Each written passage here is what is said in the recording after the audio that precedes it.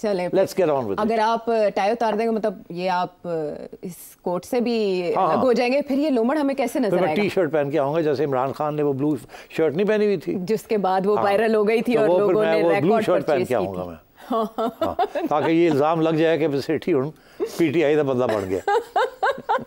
आप पे तो तरह तरह के इल्जाम लगे रहते हैं, आप कभी किसी की भी बात करते हैं, आप उसके बंदे हो जाते हैं, फिर वो शेयर होता है आगे। ठीक है, डन हो। लेकिन बात ये है कि नीली टी शर्ट जरूर पहननी है। नीली टी शर्ट आप इंस्पायर होके तो नहीं पहनेंगे? मैं यहाँ भी 2 बटन खोल के बैठूंगा। क्या बात है, क्या वैसे ये घुटन के आप एहतजाज के लिए कर रहे होंगे ना, ऐसा इंस्पायर होके तो नहीं? पंजाब के गवर्नमेंट का जो कानून आया है, फिर वो पीका शिका लगा हुआ है।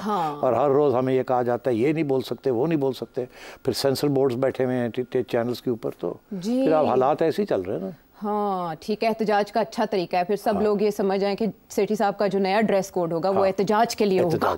बिल्कुल, और लाइट कलर आप ब्लू का इसलिए पहन के आएंगे कि गर्मी वैसे बहुत ज़्यादा, टेम्परेचर बहुत हाई है।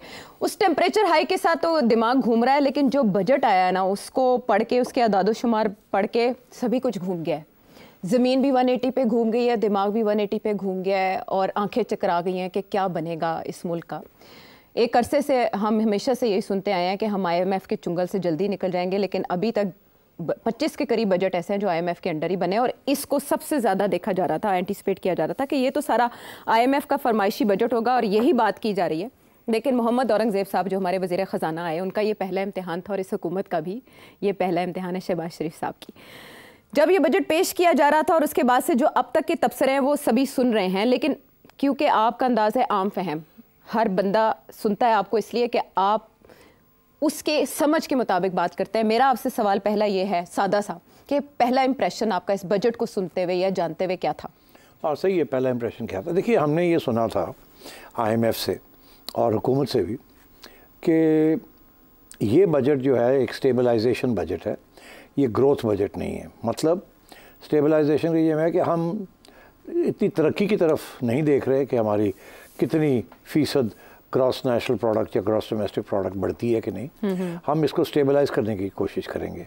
और इस साल शायद ग्रोथ कम होगी, क्योंकि ग्रोथ के साथ महंगाई भी आती है, इन्फ्लेशन भी आती है, तो हम इन्फ्लेशन को कंट्रोल करेंगे और स्टेबलाइजेशन करेंगे और डेट पेमेंट्स की तरफ देंगे तवज्जो, ग्रोथ की तरफ नहीं देंगे। मगर जब ये तो इस वक्त 3.6% प्रोजेक्टेड ग्रोथ है, तो ये तो ना IMF का फार्मूला है ना आपका अपना फार्मूला है। IMF का तो फार्मूला, ये वर्ल्ड बैंक का फार्मूला तो यही था कि 2% ग्रोथ, 2-2.5%, इससे ज़्यादा नहीं करनी।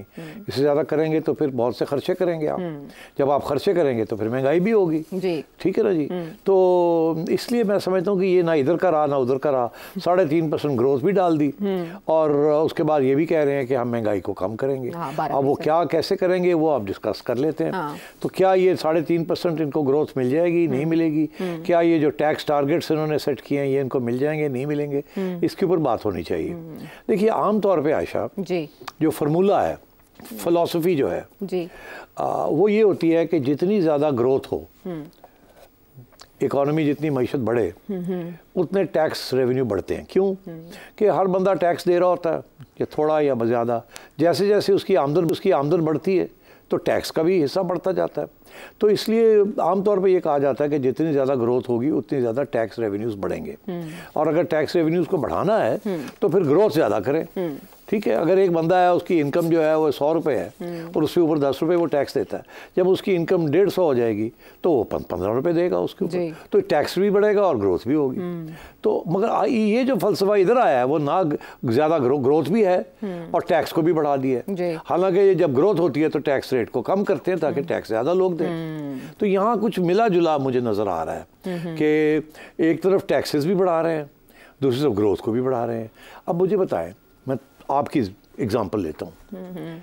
अब मेरे हिसाब से आपकी जो जेब में जो इनकम आती है ना वो कम हो जाएगी। अब अच्छा, आपको जो भी तनख्वाह मिलती है, जिस कैटेगरी में आप पढ़ती हैं, मैं अभी जिक्र करता हूँ उसका, ये एग्जांपल मैं सबके लिए दे रहा हूँ। ठीक है। अगर आपके पास टैक्स काट के इस वक्त बजट से पहले 100 में से लेट से आपको 70 रुपये बचते थे, 30 रुपये कट जाते थे। ठीक, अब अगर आपके 35 रुपये कटेंगे तो इसका मतलब है आपके पास 60-65 रुपये रह जाएंगे खर्च करने के लिए। तो खर्च करने के लिए कम मिलेंगे ना पैसे। अगर आप खर्च करने के लिए कम होगा तो इसका मतलब है आप मार्केट में जब खरीदने जाएंगी कोई चीज़, तो जहाँ 1 दर्जन आप अंडे लेती थी तो आप 6 ले लेंगी। हाँ, मोहतात हो जाएंगे। मोहतात हो जाएंगे। तो घर में भी जो 3-3 अंडे 2-2 अंडे खाते थे वो भी थोड़ा कम कर देंगे। तो इससे ये होगा कि आपकी इनकम जो रियल इनकम है वो गिर जाएगी। उसके साथ आप मार्केट से कम खरीदेंगे। जब आप कम खरीदेंगे तो प्रेशर, कीमतों बढ़ाने के वाले जो प्रेशर होता है वो कम हो जाएगा, क्योंकि कीमतें तो बढ़ती हैं जब थोड़ी चीजें हो और पैसा ज़्यादा हो। हाँ, डिमांड ज़्यादा हो और सप्लाई थोड़ी हो। तो यहाँ तो डिमांड गिर जाएगी। जब डिमांड गिरेगी तो फिर सप्लाई तो उतनी की उतनी होगी जितनी पहले है, तो फिर कीमतें गिर जाएंगी। पहले 10 अंडे बेचने होते थे, 10 रुपए पर अंडा, अब 10 अंडे 8 रुपए पर अंडे बेचने पड़ेंगे उनको, नहीं तो वो बिकेंगे नहीं, खराब हो जाएंगे। बिल्कुल। तो मगर यहाँ सूरत हाल ये हो रही है कि एक तरफ वो आपकी इनकम गिरा रहे हैं मिडिल क्लास की, जो सैलरीड लोग हैं, वो मैं आपको भी बताता हूँ। दूसरी तरफ वो टैक्सेस बढ़ा रहे हैं, बढ़ा के इनकम कम कर रहे हैं। दूसरी तरफ वो जीएसटी लगा रहे हैं। हर चीज़ जो आप खरीदने जाएंगी उसके ऊपर एक और टैक्स भी लगा हुआ है। तो आपको दो तरफ से डज लग जाएगी। एक आपकी इनकम कम हो जाएगी, दूसरी जो आप चीज़ खरीदने जाएंगे पहले वो उसके ऊपर जीएसटी 8% था या था ही कोई नहीं, जनरल सेल्स टैक्स। अब हर चीज़ के ऊपर जनरल सेल्स टैक्स आ गया। यहाँ तक कि किताबें जो आज तक 70 साल की पाकिस्तान की वजूदगी में किसी ने किताबों के ऊपर सेल्स टैक्स या टैक्स नहीं लगाया था, क्योंकि वो तो पढ़ाई लिखाई के लिए है। तो इन्होंने 6% किताबों के ऊपर भी लगा दी। तो अब आप सोचिए कि गरीब आदमी जो पढ़ाई के लिए किताबें लेता था, उसके वो भी जब जाएगा तो उसको भी 6% देना पड़ेगा। और ये भी कह रहे हैं कि अगले साल ये 6 नहीं 12% होगा। तो हर चीज़ के ऊपर उन्होंने टैक्स भी लगा दिया है। और आपकी जो इनकम है, जो आपके हाथ में पैसे आते हैं, वो भी कम कर दिए।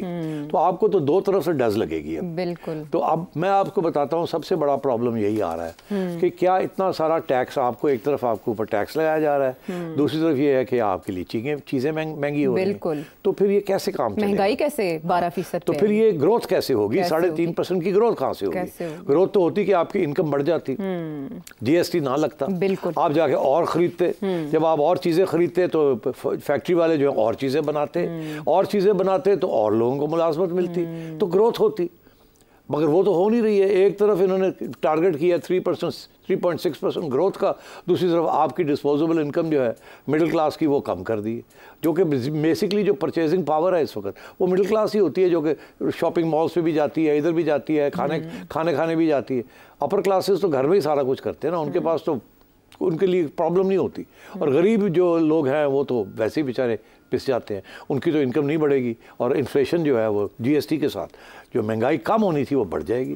तो मुझे नहीं समझ आ रही कि ये इसके पीछे फ़लसफ़ा क्या था। मेरा ख्याल है इस किस्म की मजबूरी थी कि IMF कह रही थी हमें ग्रोथ नहीं चाहिए, हमें नहीं फिक्र के कितने लोग बेरोज़गार हो जाते हैं, हमें चाहिए टैक्स। अच्छा। तो आप इसलिए टैक्स कलेक्शन की तरफ जाएं, और अगर लोग अपनी खरीदो फरोख्त कम हो जाती है तो ग्रोथ कम हो जाती है तो फ़र्क नहीं पड़ता।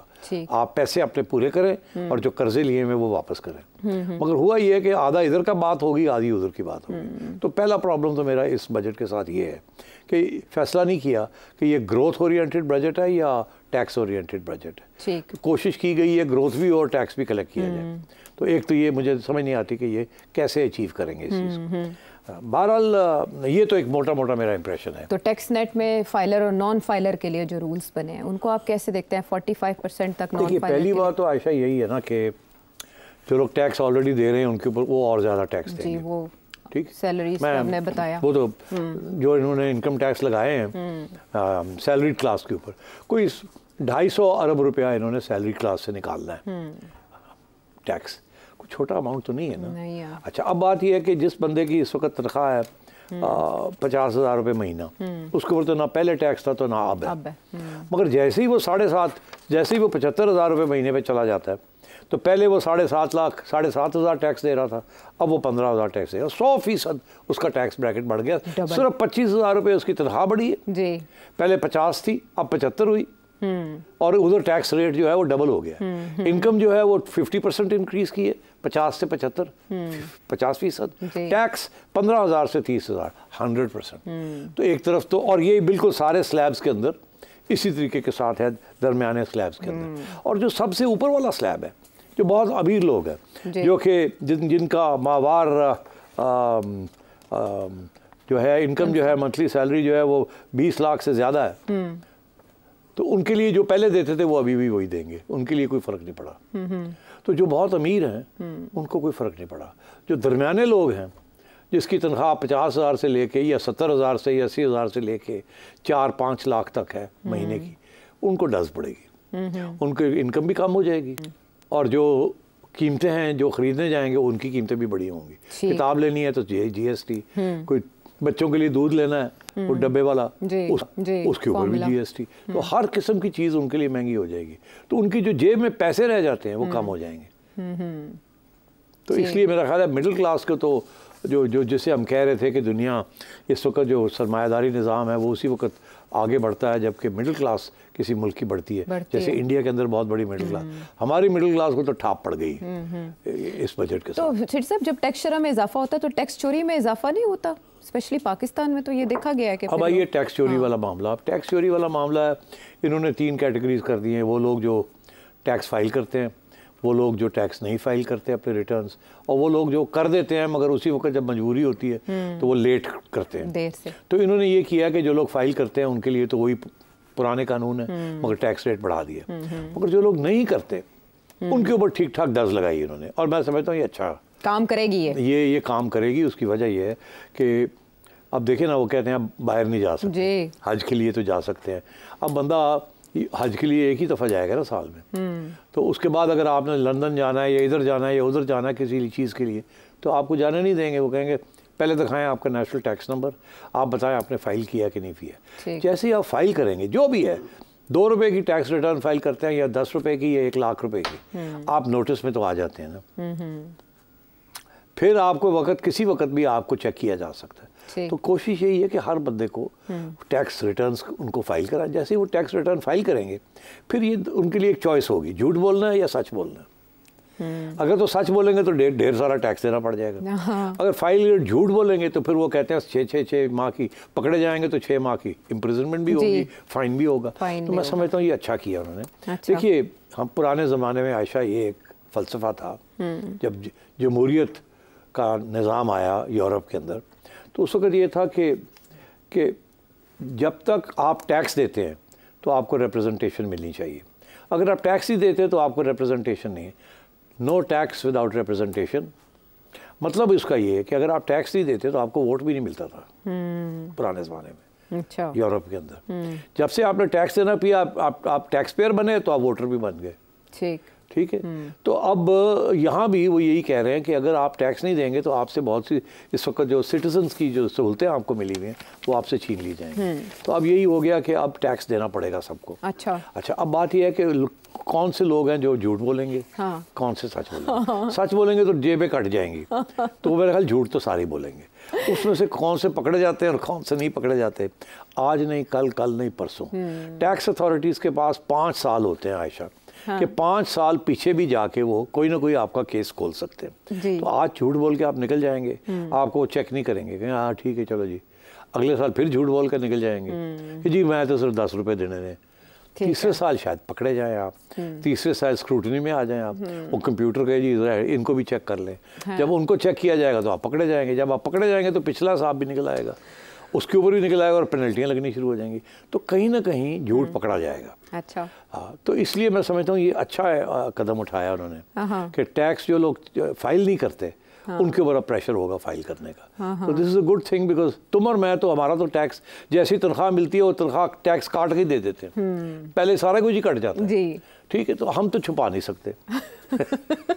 तो जो लोग छुपा रहे हैं या फाइल नहीं कर रहे उनके लिए अब प्रॉब्लम बनेगी। अच्छा। और मैं समझता हूँ ये अच्छा कदम उठाया। हाँ, इकोनॉमिस्ट कहते हैं कि 95% जो रिटेलर्स हैं या डिस्ट्रीब्यूटर्स हैं वो नॉन फाइलर्स हैं, और आप ये समझते हैं कि इस तरह के अगर लॉज बन गए जिस तरह के आप बता रहे हैं तो कामयाबी से आ जाएंगे वो टैक्स नेट में। देखिए आज नहीं कल नहीं परसों, अब ये सिलसिला शुरू हो गया और ये अब होगा यही कि वो आएंगे। अच्छा। हर बंदा फाइल तो करेगा मगर झूठ बोलेगा।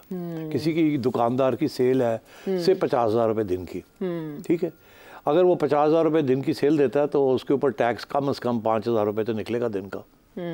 वो तो नहीं दिखाएगा। अच्छा। क्योंकि आजकल तो कुछ नहीं दे रहा वो, तो वो करेगा क्या कि वो 5,000 की जो 50,000 की जो सेल है वो कहेगा मेरी 15,000 की सेल हुई है, अच्छा। और मेरे 14,000 के खर्चे थे, हाँ। किराया था, बिजली का बिल था, ये तो मेरा तो बस मार के मैं तो जी रहा हूँ, तो मैंने टैक्स कर देना। अच्छा। मगर कल को परसों को कहीं ना कहीं वो पकड़ा जाएगा, वो उस स्क्रूटनी में आ जाएगा ना। ठीक